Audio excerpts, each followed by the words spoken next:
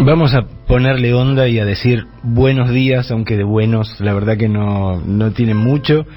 Me llamaba la atención, hace una semana estábamos en la asunción, en la antesala de la asunción del nuevo presidente. Una semana más tarde estamos en el medio de una serie de tormentas y tornados que ya han provocado los árboles, muertes y han provocado evacuaciones. Parece que las fuerzas del cielo no están muy contentas con nosotros, lamentablemente. Pero se ve que no son las únicas que están bramando últimamente, ¿no? No. También se ha escuchado la voz de las Fuerzas Armadas. Epa. Después de mucho tiempo de silencio, obediencia. Hubo una declaración del jefe de Estado Mayor Conjunto de las Fuerzas Armadas, el general Juan Martín Paleo, que le reclamó al presidente Javier Milei el traspaso de la inteligencia que está a cargo del Ministerio de Defensa a su comando, al comando operacional y a los comandos de cada fuerza, sí, distintos niveles de inteligencia. Y Paleo también dijo que el presupuesto militar debe ser del 2% del Producto Interno Bruto, cuando todas las actividades estatales están sufriendo un drástico ajuste. Y además, como si esto fuera poco, anunció que las tropas rendirán homenaje a sus muertos aunque hayan participado en la Comisión de Crímenes de Lesa Humanidad. Paleo egresó del Colegio Militar en noviembre del 83. Lindo apellido, ¿no? Llamarse militar, se llama Paleo. Paleolítico, sí. Él egresó del Colegio Militar en noviembre del 83, es decir, entre la elección de Alfonsín como presidente, que fue el 30 de octubre, y su asunción del mando, que fue el 10 de diciembre. Ahora, ¿esto qué quiere decir?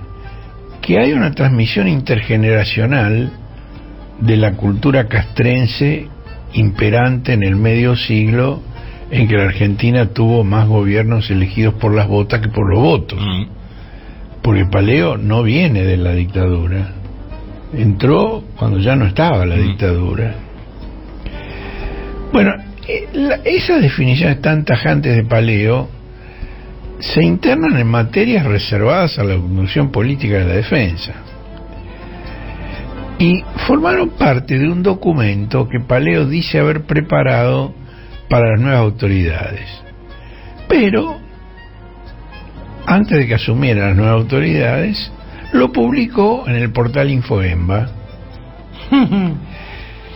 Allí, en ese documento, Paleo hace un balance muy positivo de su gestión de casi 4 años en el Estado Mayor Conjunto y le suma propuestas y exigencias para el futuro.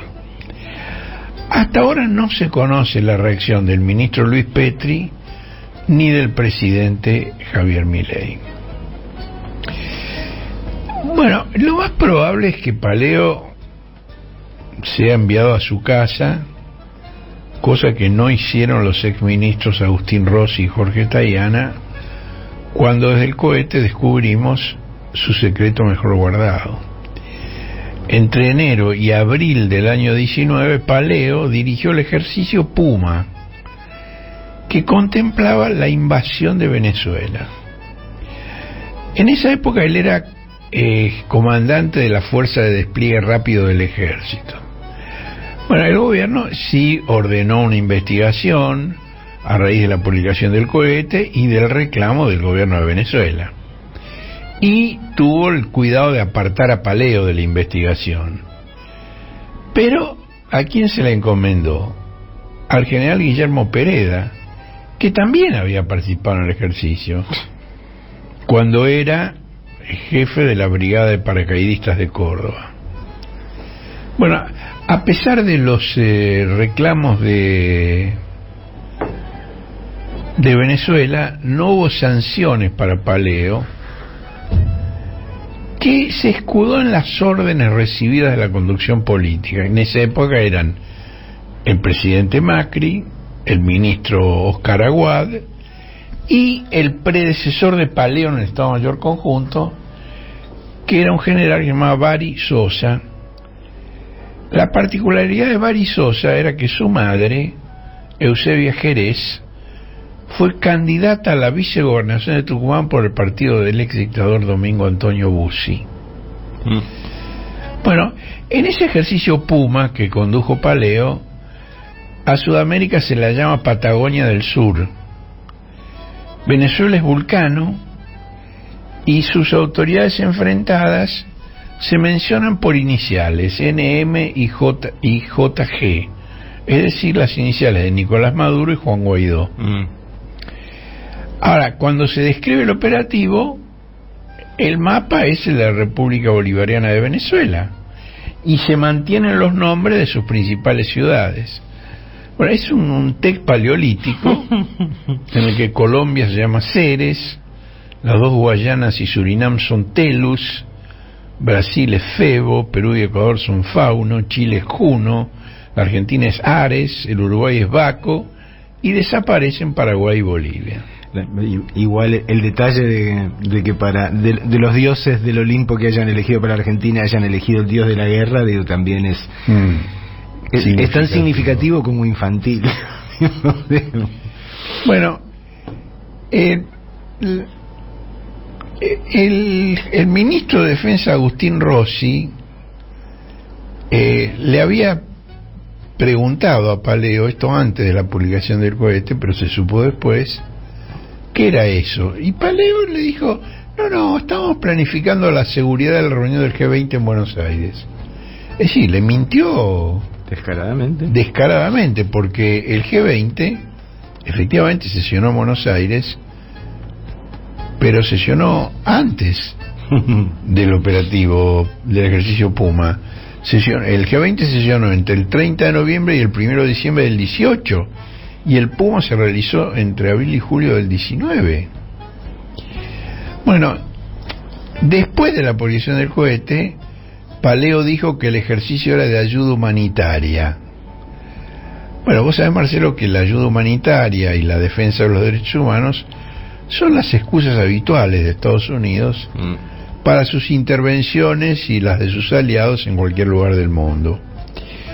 En la planificación del Puma, la fuerza de despliegue rápido que comandaba Paleo forma parte de una fuerza multinacional creada por una resolución figurada de las Naciones Unidas que en la realidad no ocurrió nunca. En Chile hubo varios medios que destacaron que el expresidente Sebastián Piñera, junto con Macri, el brasileño Jair Bolsonaro y el colombiano Iván Duque, desconocieron la legitimidad de Maduro y tuvieron como máxima autoridad de Venezuela a Guaidó, que te acordás que se autoproclamó como presidente encargado.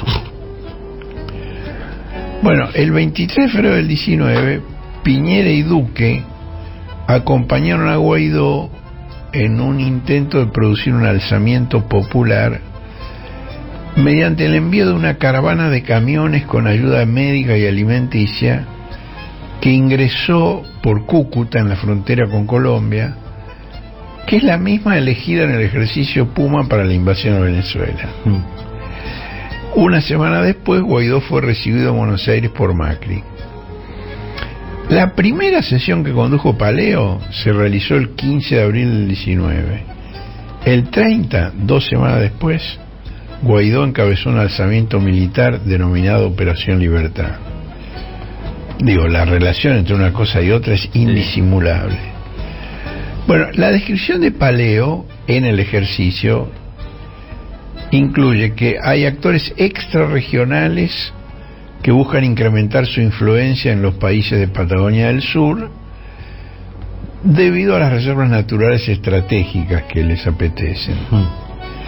También dice que hay una crisis y una desestabilización que se han acelerado y que han generado pujas internas partidarias, surgimiento de movimientos armados, incremento de la presencia del crimen organizado y narcoterrorismo, con influencia de terceros países.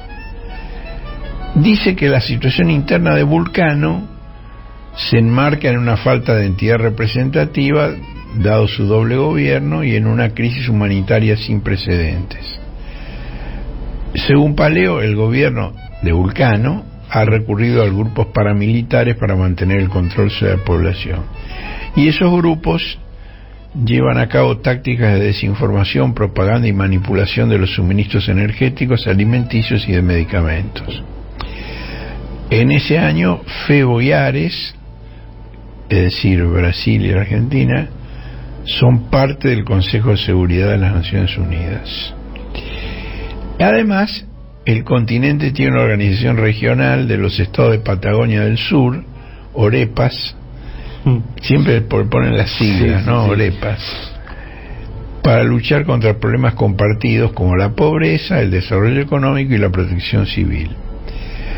Hay países que tienen problemas limítrofes con Vulcano, como Tellus y Ceres, que son apoyados por potencias extrarregionales opuestas. Esto limita al Mercopaz, o sea, el Mercosur, pero es Patagonia al sur en sí, y a la ONU a generar posibilidades de apoyo humanitario a Vulcano. Los intentos de soluciones diplomáticas de los organismos regionales e internacionales que han fallado y la falta de garantía de los derechos humanos en Vulcano llevaron a que la ONU emitiera la resolución 1918 del 19, MINUSBU, Misión de Naciones Unidas para Vulcano, de intervención con una fuerza multinacional provisoria de estabilización.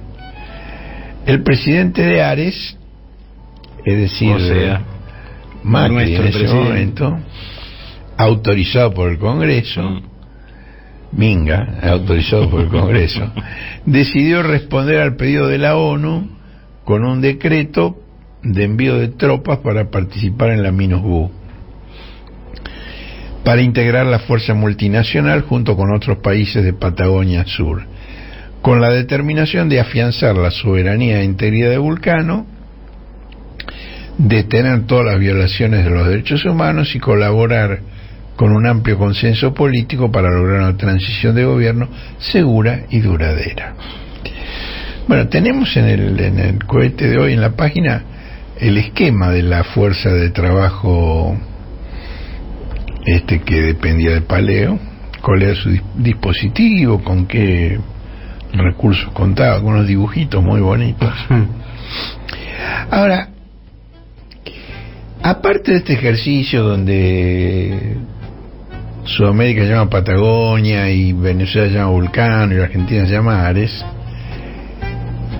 hubo otro trabajo, y directamente desembosado, que fue un informe de inteligencia del Estado Mayor Conjunto de las Fuerzas Armadas, que en esa época era el general Sosa, el hijo de la candidata de Bussi, un informe de inteligencia sobre Venezuela y lo que denomina el factor militar extrarregional.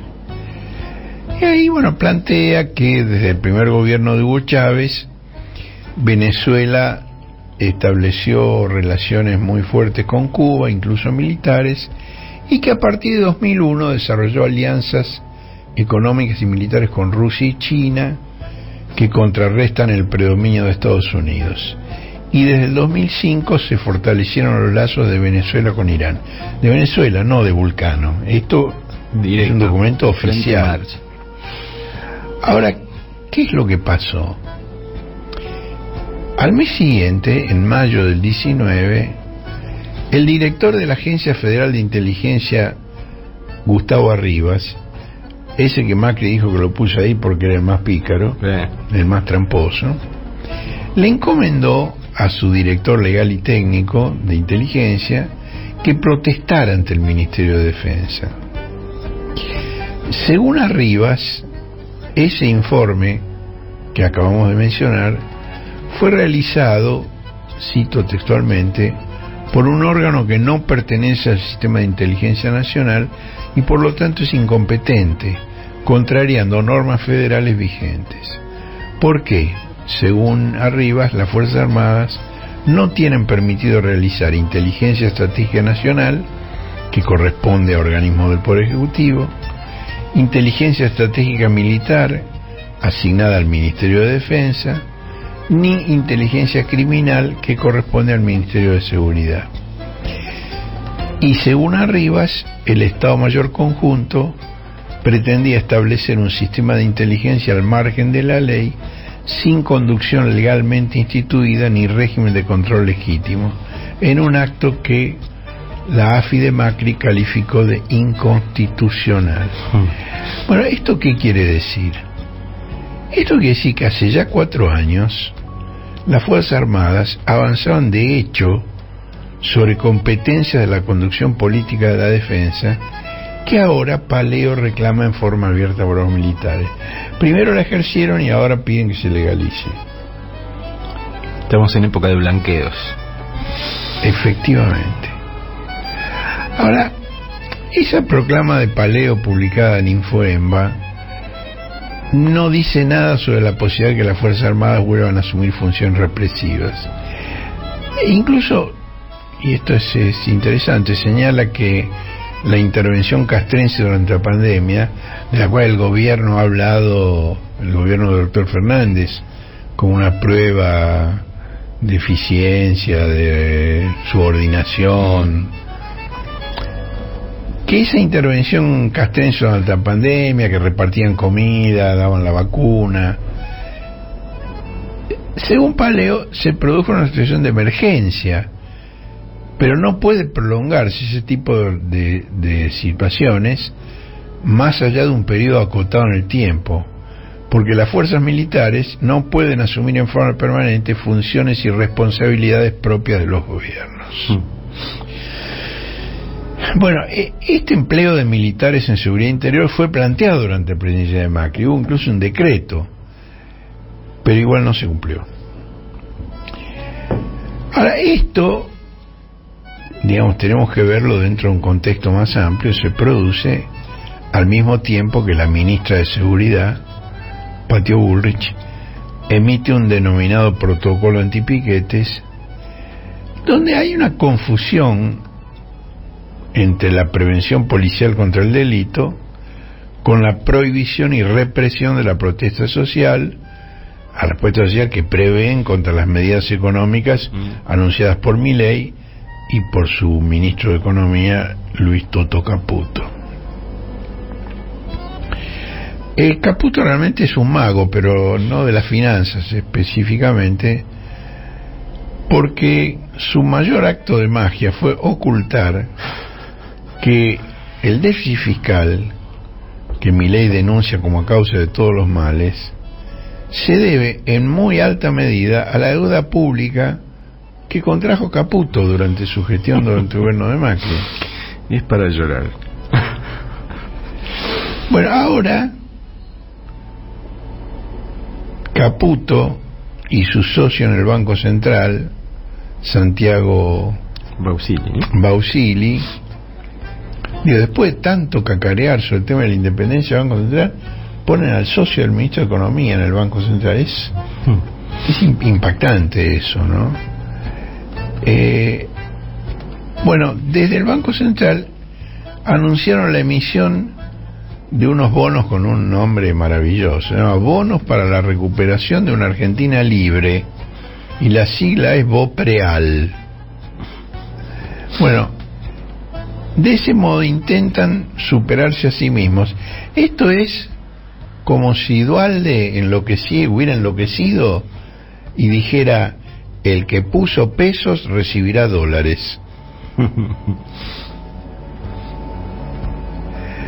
Bueno, Bullrich con ese protocolo se propone movilizar a las 4 fuerzas federales de seguridad: Policía Federal, Policía de Seguridad Aeroportuaria, Prefectura Naval y Gendarmería Nacional, más el Servicio Penitenciario Federal, para impedir el corte total o parcial de calles o rutas, aun cuando se aseguren vías alternativas. Ella dice que si están sobre la vereda no hay problema, pero si ponen el piecito en la calle... Me causó gracia el chiste de Paz y Rudy de hoy en la tapa de página. No lo vi. Donde está Patricia Bullshit y dice: bueno, no se puede en las calles, no se puede, así que tienen que manifestar por las veredas. Pero si están en las veredas, por favor no miren los precios de las vidrieras porque se van a deprimir. Y tengan cuidado con los árboles que caen por la tormenta. Ahora, intenta impedir que los piqueteros ingresen a la capital. Claramente no tiene atribuciones para eso. Y también se propone sancionar a quienes participen en una movilización con sus hijos o a quienes transporten a los manifestantes en sus vehículos. Bueno, las redes antisociales se inundaron con imágenes de las movilizaciones en las que Bullrich interrumpió el tránsito en calles y rutas durante el gobierno que acaba de terminar. A caballo, a pie, en tractor. ¡Viva la libertad! ¿La libertad de qué y para quién? Carajo. Bueno, tal como ocurrió durante su gestión bajo la presidencia de Macri, Bullrich parece desconocer que lo que intenta es atribución de las policías locales, ya sea en la ciudad o en la provincia de Buenos Aires. No es competencia de las fuerzas federales. Bueno, en aquella ocasión ella chocó con el jefe del gobierno local, Horacio Rodríguez Larreta, y nunca pudo aplicar el protocolo que anunció poco de asumir, lo mismo que ahora. Bueno, esta vez va a tener que entenderse con Jorge Macri y con su ministro de Seguridad, Waldo Wolf. Wolf y Bullrich tienen una estrecha relación, han viajado juntos a Israel y han participado en la adquisición de tecnología de seguridad e inteligencia en ese país. Ahora, la ignorancia de Bullrich sobre la normativa vigente podría prevalecer incluso sobre esos vínculos con Wolf. Un ejemplo patente fue el anuncio que hizo ella de que el servicio penitenciario escucharía y grabaría las conversaciones de las personas privadas de su libertad, que es algo que la Constitución y las leyes prohíben. Se lo recordó una periodista que la estaba entrevistando, le dijo: Patricia, pero eso está prohibido. Ahí, bueno, se le hizo el rulo en la boca Malbec. Bueno, también está prohibida la identificación de manifestantes y organizaciones y la compilación de esa información por el ministerio. Bueno, vos sabés que yo no idealizo de ninguna manera los tribunales, pero es imaginable que buena parte de esas medidas van a ser controvertidas en la justicia. Por lo pronto, la Confederación Sindical Internacional y la Confederación Sindical de Trabajadores de las Américas condenaron ese protocolo antipiquetes porque otorga poderes desmedidos a las fuerzas y socava los derechos fundamentales de las personas y de las organizaciones sindicales. Y dicen estos organismos que, bajo el falso pretexto de mantener el orden y supuestamente abordar el impedimento al tránsito, el gobierno argentino busca suprimir las legítimas manifestaciones públicas contra los efectos brutales de sus propias políticas, en un claro retroceso en términos de derechos y libertades fundamentales. Y también estas organizaciones son organizaciones muy importantes, una global y otra regional, que agrupan a todos los sindicatos del mundo, ¿no?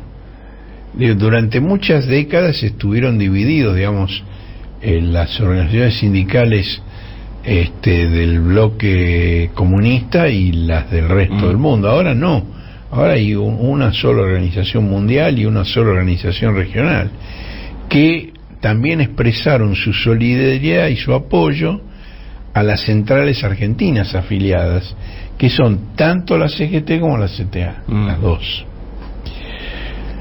Bueno, el viernes, hace 2 días, el CELS cuestionó ese protocolo ante las Naciones Unidas y ante la Comisión Interamericana de Derechos Humanos, porque este protocolo convierte un derecho en un delito. Es maravilla. Clarísimo. Era un derecho, ahora es un delito. Bueno, Bullrich también derogó la resolución 210 dictada en 2011 por Nilda Garré, que proscribía, entre otras cosas, el uso de armas letales que ahora se propician en el control de manifestaciones, ¿no? Que eso tiene una larga historia, digamos, fue Kirchner el que lo prohibió,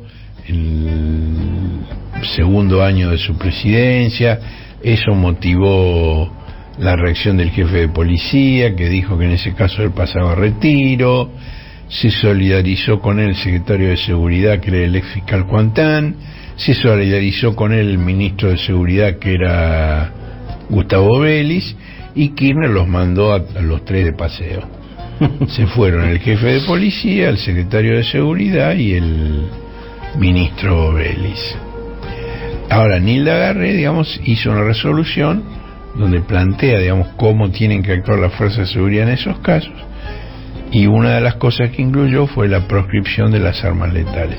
Bueno, en el cohete de hoy tenés el link a las dos presentaciones del CELS, una en la OEA y otra en las Naciones Unidas, y en las dos se pide que los organismos internacionales hagan conocer su preocupación y exijan información detallada al gobierno. Esto fue presentado el viernes, y el sábado un funcionario muy importante del Alto Comisionado de los Derechos Humanos de las Naciones Unidas, que es el relator especial sobre el derecho a la libertad de reunión pacífica y de asociación, que es un africano que se llama Clement Nyaletsotsi Boulé, sostuvo que estaba recibiendo informes muy preocupantes de la Argentina sobre un anuncio presidencial que criminaliza la protesta pacífica y que otorga poder ilimitado a las fuerzas del orden para el uso de la fuerza. Y dice que silenciar voces disidentes no es la respuesta para resolver las crisis sociales. Bueno, hace ya 4 largas décadas, desde la presidencia fundacional de Emilio Mignone, el CELS recurrió a las organizaciones internacionales para denunciar las violaciones masivas y sistemáticas a los derechos humanos cometidas durante la dictadura. Y cuando la dictadura terminó, extendió esa práctica a otro tipo de atropellos, con el objeto de construir una democracia sólida basada en el respeto de los derechos de personas y organizaciones. Y la protesta social ha sido uno de los campos principales de actuación del CELS. Las presentaciones ante la ONU y la Comisión Interamericana citan una serie de resoluciones de los propios organismos internacionales, varias de las cuales fueron obtenidas en respuesta a presentaciones previas del CELS, como la que yo hice sobre la protesta social en Jujuy hace unos años, y que le han granjeado al CELS un sólido liderazgo internacional en la materia y una red de alianzas muy extensas en todo el mundo. Ahora, vinculando de nuevo una cosa con otra, porque veníamos de Paleo y...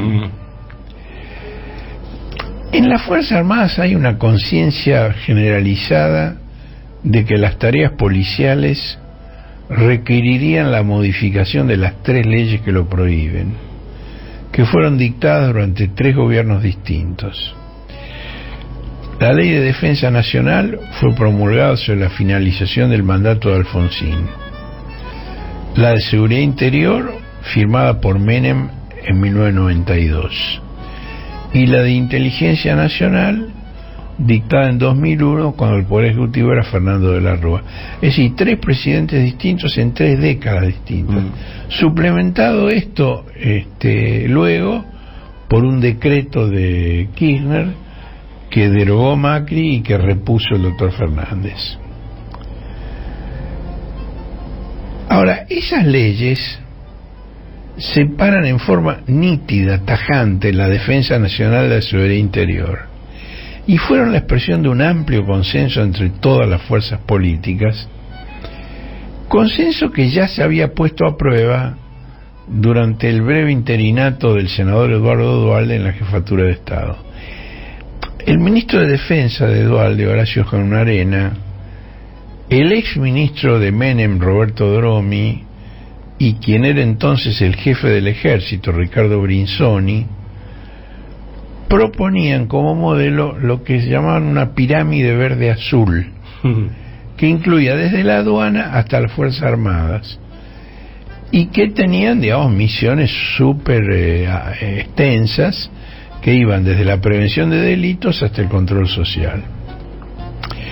Ahora, el secretario de Seguridad de Duhalde, Juan José Álvarez, puso su renuncia a disposición del Poder Ejecutivo si esa reforma se aprobaba, y Duhalde retrocedió. Y el 6 de junio del 2002 Duhalde dijo que no, que eso no se iba a poner en práctica. 3 semanas después, apenas 3 semanas después, fueron asesinados Maxi Costecchi y Darío Santillán, y ahí el exalcalde de Lomas acortó el mandato que le había encomendado la Asamblea Legislativa y convocó a elecciones adelantadas. Es decir, esta idea de los militares en seguridad interior no goza de consenso en ningún lado, ni siquiera en las Fuerzas Armadas. Hay una vicepresidenta, aparte del presidente Milei, que se llama Victoria Villarroel, que es hija de un militar nacionalista que fue el segundo de Aldo Rico en una compañía de comandos durante la Guerra de las Malvinas. Bueno, la vicepresidenta también dijo que los militares no desean intervenir en esas cuestiones, y ella dijo, porque después les piden cuentas y lo pagan con la cárcel. Si hubiera alguna situación extrema que lo hiciera necesario, y en la realidad no hay ninguna situación extrema que lo requiera, antes de la intervención militar sería necesario modificar esas 3 leyes. Y además Milei le ha hecho saber a Villarroel que rescatar de la cárcel o del arresto domiciliario al millar de integrantes de las Fuerzas Armadas y de Seguridad que ya han sido condenados no forma parte de las urgencias de este momento, y que intentarlo ahora solo expondría la debilidad de los bloques legislativos libertarios. Bueno, Villarroel se apuntó a una victoria política muy importante con la elección de las autoridades del Senado. En primer lugar porque estaba previsto que eso se hiciera en la sesión preparatoria del año próximo, en febrero, y ella lo adelantó y consiguió los votos para adelantarlo. Y en segundo lugar porque maniobró de modo de crear una mayoría donde no la había. Es decir, hay 2 senadores electos por Santa Cruz que se llaman José María Carambia y Natalia Elena Gadano, que en la Comisión de Labor Parlamentaria del Senado dijeron que los senadores salientes, que eran del PRO, Eduardo Costa y María Belén Tapia, estos son de un grupo, los nuevos son de un grupo peronista disidente que dirige un sindicalista petrolero que fue electo gobernador. Los salientes se negaban a entregarle sus despachos si no les garantizaban empleo para sus asesores. Simpático. Y dijeron que si Villarroel no se hacía cargo de ese reclamo, ellos no bajarían al recinto para tratar el tema de la elección de autoridades. Pero Villarroel sí se hizo cargo. Y entonces consiguió la reconstrucción del Grupo A, que durante el anterior gobierno de Cristina presidió Bullrich. ¿Te acordás del Grupo A, Marcelo, que durante todo el año 2010 le negó el agua y la sal al gobierno kirchnerista? Le votaba en contra todo, aún los proyectos de ellos. Sí, fue así. Ahora, una cosa es amuchar a radicales, procaces, oportunistas provinciales, peronistas disidentes, que es lo que logró Villarroel para soslayar al peronismo en la distribución de cargos en el Senado. Esa es una cosa, lo hicieron. Pero otra cosa es liberar a criminales de lesa humanidad, liquidar YPF o condenar a la inanición a millones de jubilados. Bueno, además Milei había propuesto para la presidencia provisional del Senado al senador por Formosa Francisco Paoltroni, que es un ganadero que disputa con el gobernador Gilles d'Infrán. Bueno, tanto Infrán como su senador José Mayans se pusieron de punta contra Paul Troni por razones de pago chico, porque es el opositor en Formosa.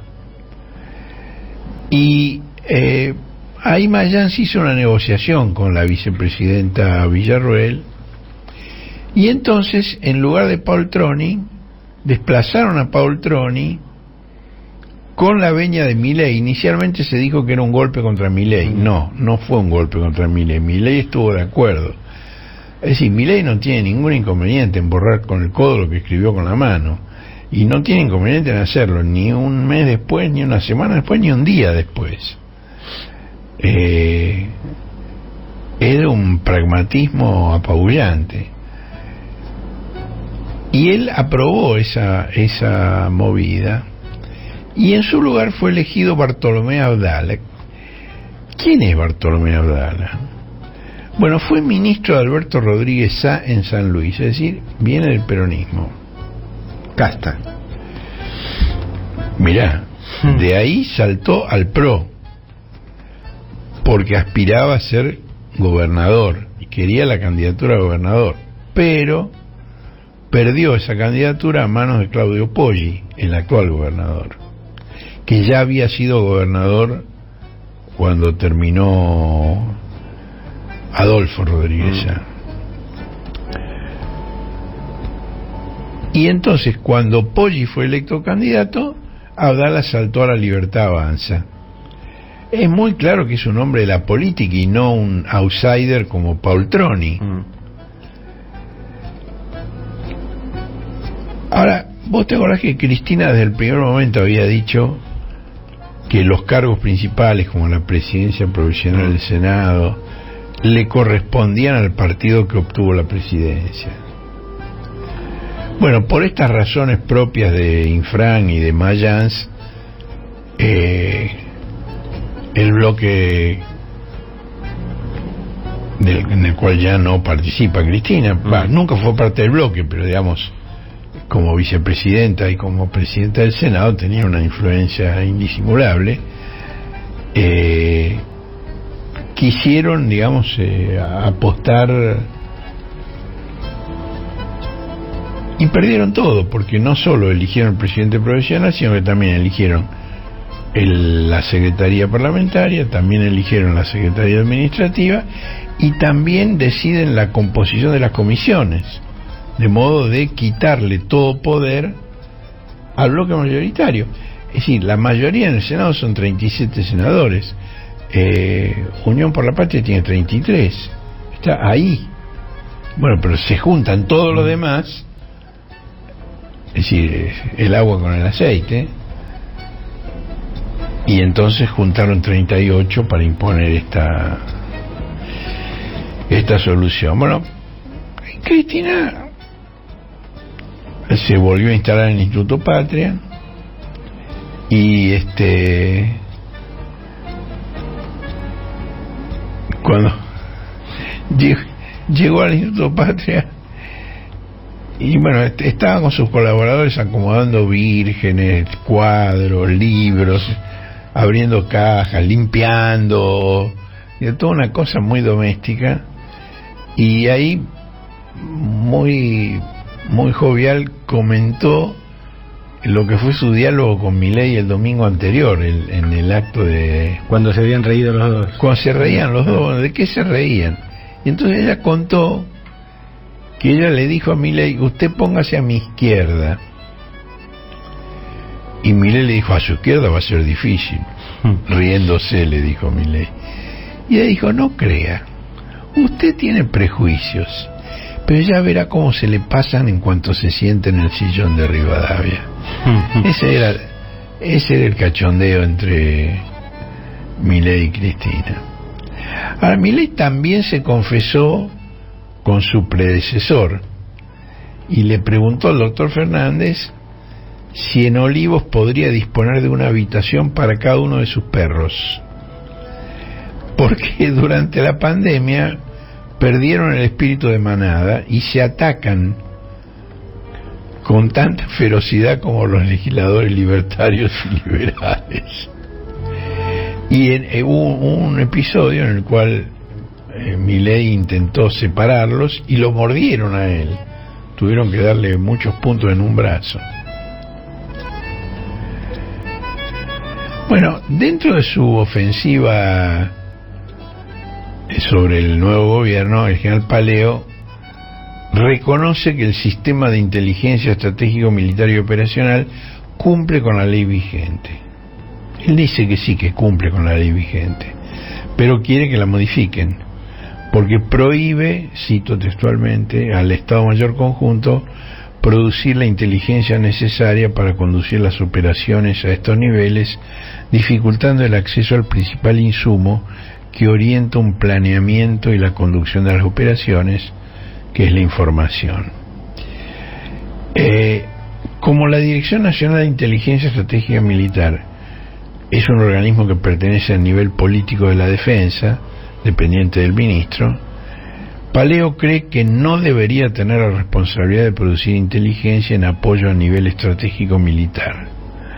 Yo sé que esto es un galimatías, yo sé que entender esto lleva años, pero ahí Paleo hace una alusión muy vaga a lo que ocurre prácticamente en la totalidad de las Fuerzas Armadas del mundo, y dice que la inteligencia estratégica militar debería asignarse al Estado Mayor Conjunto, la operacional al Comando Operacional, al nivel político el nivel político le respondería al Ministerio de Defensa, el nivel táctico al Ejército, a la Armada y a la Fuerza Aérea, porque según Paleo la legalidad vigente sería disfuncional. Bueno, también como te dije antes, sobre el presupuesto de defensa, Paleo dice que debería incrementarse hasta alcanzar el 2% del producto, en el momento en que el gobierno está haciendo un ajuste despiadado a todas las actividades estatales. Bueno, Paleo cree que ellos tienen derecho a ser la excepción, todos ajustan menos ellos. Es lo mismo que pasó con Karina Milei y con Rodolfo Barra. Digamos, les han hecho decretos a medida para exceptuarlos de la prohibición de nombrar familiares directos, y más directo que Karina Milei no tiene, y de nombrar como procurador del Tesoro a alguien que tenga más de 70 años, y Barra tiene 75. A mí me parece que la resolución de la edad del procurador no tiene sentido. Me parece que eso... Ahora, lo de nombrar a un pariente... ¿De qué? Cuando hablamos de casta, ¿de qué hablamos? Sino de los privilegios, de las prerrogativas, de las preferencias. Bueno, digo, para entender qué quiere decir alcanzar el 2% del producto del presupuesto, digamos, veamos de qué situación partimos. En 2022, según el Instituto Internacional de Estudios para la Paz de Estocolmo, era del 0,41%. Bueno, el Ministerio de Defensa lo corrigió y dijo que no, porque una cosa era lo que estaba presupuestado, otra cosa lo que se había ejecutado, y según el Ministerio era del 0,79%. El doble. Ahora, quieren multiplicarlo 5 veces respecto del presupuestado y 2 veces y media respecto del ejecutado. Paleo, digamos, celebra, le parece muy positivo la sanción del Fondo para la Defensa, FONDEF, el blanqueo de las remuneraciones que los militares cobraron en negro y el plan de equiparación salarial con la fuerza de seguridad. Pero dice que el alto impacto fiscal de estas medidas que celebra no permitió garantizar el funcionamiento de las fuerzas y el incremento de sus niveles de adiestramiento, es decir, horas de vuelo, días de navegación, ejercitaciones del terreno, y el mejoramiento de las infraestructuras necesarias. Y él quiere todo. Quiere lo que ya le dieron, lo que no le dieron, lo que no les corresponde, lo que ejercieron sin que les correspondiera. Bueno, hay un apartado en el documento que se llama reconocimiento a los caídos en cumplimiento del deber. Y ahí Paleo no puede resistirse y usa las mayúsculas castrenses. Y dice que las Fuerzas Armadas reconocerán a todos, dice todos, con mayúsculas, los caídos en el cumplimiento del deber y a sus deudos, en un lapso amplio, dice, desde las invasiones inglesas hasta la actualidad. Y dice que los recuerdan para ejemplo a las generaciones futuras, pero que no reivindican ni juzgan decisiones políticas, ya que no es posible consentir que sean reconocidos o recordados según las conveniencias partidarias de un momento político. Vamos, para un poco, Paleo, vamos a desenredar un poco este ovillo que hiciste. Que Paleo no juzga las decisiones políticas de las juntas militares que ordenaron el terrorismo de Estado es evidente. Ahora, sí desdeña el consenso democrático resumido en la consigna Nunca Más y en los juicios por crímenes de lesa humanidad que se iniciaron en 1984 y que después de largas interrupciones continúan hasta el día de hoy. Esa cronología, además digo, ya analizamos el presente, vayamos para atrás. Empezar la cronología en las invasiones inglesas es una jactancia en la que el ejército incurre tradicionalmente al llamarse a sí mismo partero de la patria. Es decir, el ejército es anterior a la patria. El ejército es el padre de la patria. Ahora, además, con esta decisión establece una continuidad inadmisible entre los libertadores como San Martín y Belgrano y las bandas de delincuentes en que Videla, Macera, Agosti, Viola, Lambruschini, Grafiña, Galtieri convirtieron a las Fuerzas Armadas. Todos, ¿viste? No, todo igual. Y además, para ejemplo de las generaciones siguientes, ¿qué ejemplo? ¿Qué ejemplo? El terrorismo de Estado es un ejemplo. Es una vergüenza. Ahora, Paleo dice en casi todos los países del mundo. Veamos, Francia, por ejemplo, indultó al mariscal Philippe Pétain cuando ya estaba viejo y enfermo. Pétain vivió 93 años. Durante la Primera Guerra Mundial, Pétain fue el héroe de Francia porque condujo la batalla famosa de Verdún. Ahora, durante la Segunda Guerra Mundial montó un gobierno colaboracionista de los ocupantes alemanes y a raíz de eso, cuando terminó la guerra, lo condenaron a muerte. De Gaulle conmutó la pena de muerte y la cambió por prisión perpetua. Y después el presidente Vicente Oriol lo indultó más adelante. Ahora, Francia nunca reivindicó a Pétain.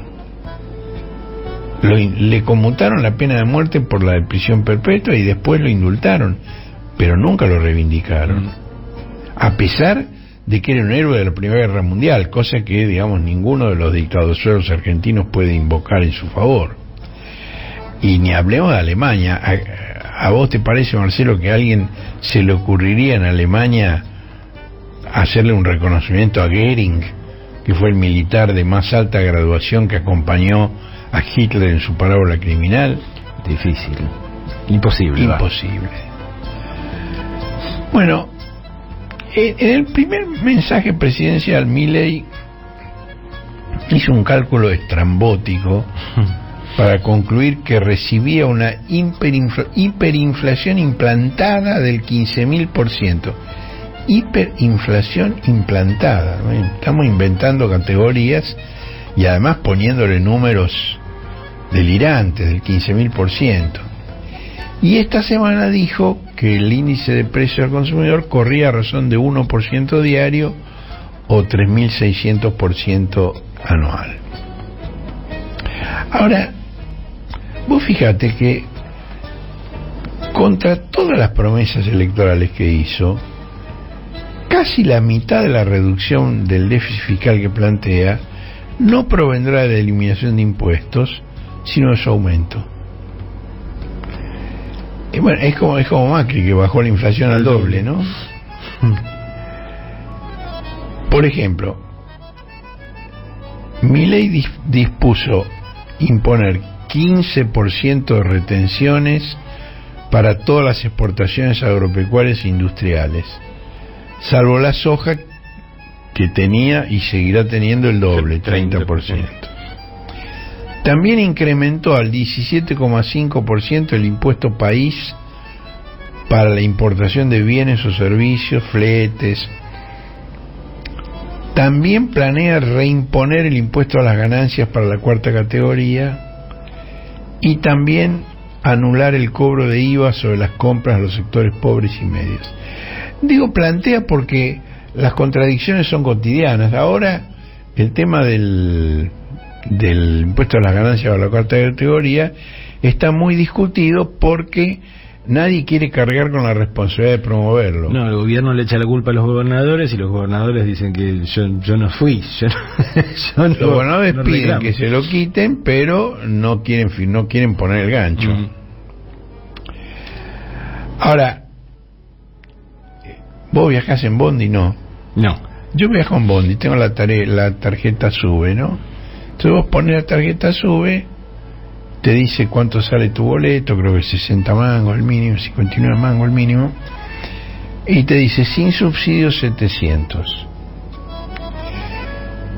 Esto fue promovido por el candidato y ministro del gobierno anterior, Sergio Massa, durante la campaña electoral. Y eso se llamó la campaña, digamos, lo llamó la prensa de oposición la campaña del miedo. Bueno, parece que no va a ser 700 pesos, como decía la campaña del miedo, sino 800. Además, el aumento de los combustibles, que fue del 100% en el último mes, incluyendo... es decir, empezaron a aumentar en cuanto ganó Milei la elección, antes de que asumiera el gobierno. Y bueno, es un incendio que se va a propagar por toda la economía, porque todo se mueve... Con nafta o con combustible, con gasoil, con gas, Bueno, no podés fijarte en las cifras que tira el gobierno, no podés tomar en serio los documentos que emite, las declaraciones que hace, porque son totalmente marxistas. Y si esta cifra no le gusta, tengo otras. De marxistas de los hermanos, claramente. Ahora, hay una cosa que está fuera de discusión, y es que todas las medidas anunciadas hasta ahora tienden a alimentar la hoguera inflacionaria. Es decir, Milei no está tratando de combatir la inflación, sino de estimularla. Todo lo contrario de lo que dice. Entonces pero ¿y por qué hace esto este hombre? Bueno, yo he estado, digamos, recogiendo interpretaciones al respecto, y hay dos fundamentales que en realidad no son excluyentes. La primera es el intento de, mediante la hiperinflación, disciplinar a todas las categorías de trabajadores para que se resignen a lo que venga, a ceder todos los derechos, a perder todos los beneficios. Y la segunda es insistir lo antes posible con la dolarización prometida, que aparentemente Milei había desistido de eso, pero solo aparentemente. Lo que hizo es dejar de hablar de eso, pero ni siquiera, porque le pidió a Caputo, y Caputo lo hizo en ese balbuceo tremendo ante la mesa examinadora del Grupo Clarín. No sé si viste algo de eso. No. Caputo se presentó ante la mesa examinadora del Grupo Clarín, con Bonelli y Alfano, y ahí una de las cosas que dijo es que la dolarización sigue siendo uno de los objetivos. Acordate que durante es decir, después de las primarias, de las PASO, el propio Milei dijo, ahí se empezó la corrida cambiaria, y ahí Milei dijo, cuanto más alto esté el dólar, más fácil va a ser el canje de todos los pesos. Cuando dijo que el peso era el excremento. El excremento, sí. Ahora, la devaluación que anunció Caputo es la tercera más grande en un solo día, solo superada por las dos de Alfonsín en el 89, pero incluso por delante de la más célebre de la historia. ¿Cuál es la devaluación? El Rodrigazo. El Rodrigazo, del 75. Hasta las dictaduras de los generales Lanusse, Viñone y Videla quedan relegadas en esta lista de horrores económicos. El ranking de esas 10 devaluaciones lo hizo la CELAC, Alfredo Serrano Mansilla, en un día, ¿no? La de Alfonsín tuvo dos en abril del 89, una de 138% y una de 267%.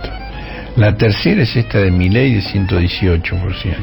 Tanto Enrique Aschieri en la edición de hoy como Alfredo Zayat en página 12 hablan del caputazo. El caputazo, pues estaba el Rodrigazo, pero ahora está el caputazo. Bueno, después de la de Caputo Milei viene la de Rodrigo Isabel Perón, y después siguen en orden descendente la de Videla, la de Viñone, otra de Alfonsín, la primera, la de Duhalde, otra de Isabel Perón y otra de Lanusse. Bueno, lo que se viene ahora es el nuevo DM2. ¿Cómo es eso? Carlos Leiva es un economista demócrata cristiano que fue viceministro de Helvar en 1973, y desde entonces escribe reivindicando aquella práctica y criticando todo lo que vino después. Y dice que esta vez no viene el DM2 financiado por Martínez de Oz y Cavallo con deuda externa, sino otro DM2 distinto, y transcribe un diálogo. ¿Una docena de huevos? No, solo DM2. Bueno, ese día, cree Leiva, habremos parado la escalada de precios, pero también profundizado la decadencia. Un pantano en el que nos hundimos al grito de industricidio. Bueno, esa metáfora de Leiva, hundirse en un pantano gritando industricidio, bueno, es imaginativo, Leiva, pero yo prefiero otra. Lo que estamos viviendo es como jugar a la ruleta rusa, pero con todas las balas en el tambor.